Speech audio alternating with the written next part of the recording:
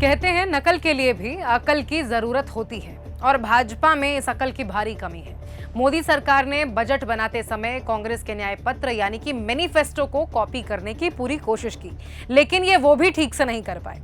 इसीलिए अब आप इस बजट को नकलची बजट भी कह सकते हैं। मोदी सरकार का ये बजट अपने एनडीए के साथियों यानी कि नायडू और नीतीश को ठगने के लिए आधी अधूरी रेवड़ियां बांटने जैसा है, ताकि सरकार बची रहे और कमान मोदी जी के हाथों में ही बनी रहे। अब मैं आपको मात्र 10 पॉइंट्स में बताऊंगी कि ये बजट देश की तरक्की का बजट नहीं बल्कि मोदी सरकार बचाओ बजट है।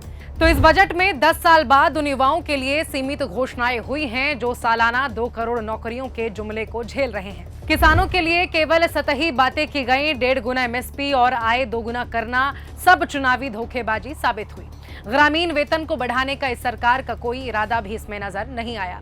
दलित, आदिवासी, पिछड़े वर्ग, अल्पसंख्यक, मध्यम वर्ग और गांव गरीब लोगों के लिए कोई भी क्रांतिकारी योजना इसमें उसका ऐलान नहीं किया गया, जैसी कांग्रेस और यूपीए सरकारों के दौरान हुआ करती थी। गरीब शब्द को केवल स्वयं की ब्रांडिंग करने का जरिया बनाया गया, इस पर कोई ठोस कुछ भी नहीं ऐलान हुआ। महिलाओं के लिए इस बजट में ऐसा कुछ भी नहीं है जिससे उनकी आर्थिक क्षमता बढ़ाई जा सके, वो वर्कफोर्स में अधिक से अधिक शामिल हो सके। उल्टा महंगाई पर सरकार अपनी पीठ थपथपा रही है, जनता की गाढ़ी कमाई लूटकर वो पूंजीपति मित्रों में बांट रही है। कृषि, स्वास्थ्य, शिक्षा, जन कल्याण और आदिवासियों पर बजट में आवंटन से कम खर्च किया गया है, क्योंकि ये सब कुछ भाजपा की प्रायोरिटीज में, प्राथमिकताओं में नहीं आते हैं। इसी तरह कैपिटल एक्सपेंडिचर पर 1 लाख करोड़ कम खर्च किया गया है, तो फिर नौकरियां आखिर कहां से बढ़ेंगी?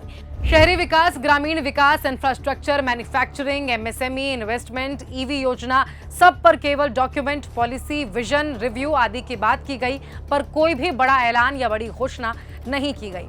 आए दिन रेल हादसे हो रहे हैं, ट्रेनों को बंद किया गया, कोच की संख्या घटी है, आम यात्री परेशान घूम रहा है, पर बजट में रेलवे के बारे में कुछ भी नहीं कहा गया। इससे जुड़ी कोई घोषणा या कोई ऐलान नहीं हुआ, कोई जवाबदेही भी तय नहीं की गई। सेंसस व जातिगत जनगणना पर भी कुछ भी नहीं बोला गया, जबकि ये 5वां बजट है जो बिना सेंसस के, बिना जातिगत गणना के प्रस्तुत किया जा रहा है।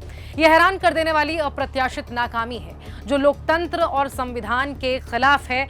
20 मई 2024 यानी कि चुनाव के दौरान ही मोदी जी ने एक इंटरव्यू में यह दावा किया था कि 100 दिनों का एक्शन प्लान उनके पास पहले से ही है। जब एक्शन प्लान 2 महीने पहले से था तो कम से कम बजट में तो वो एक्शन प्लान बताया जाना जरूर चाहिए था।